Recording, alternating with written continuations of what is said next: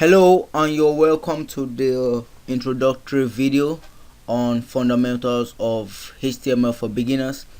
And you might wonder, like, why did I start it all over again? It's because of the last video was not kind of beginner friendly, so I want to make this video beginner friendly and more interesting for you as a viewer and as a learner to understand. So after every video I will be adding another project, like building a blog, how to create a blog. I'll be adding that as somehow like an add-on feature to it.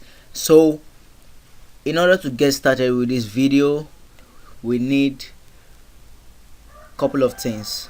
First of all, we need a text editor, and maybe any text editor like Notepad, Notepad++, Bracket, Atom, Sublime Text, Dreamweaver, and any other text editor you can think of.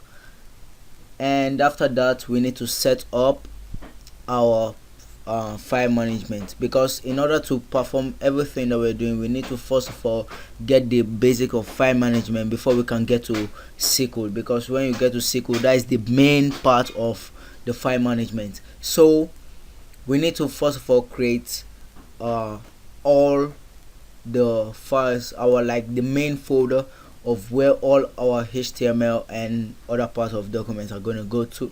So first of all, before we end this tutorial, I just want to create this desktop folder. So you just create it on the desktop, but you can create it on any other part you want to create it, but I just prefer desktop because it's for easy access.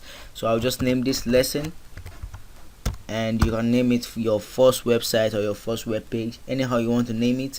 So I just want to name it like this. So that will do it for this video. I will see you guys in the next video.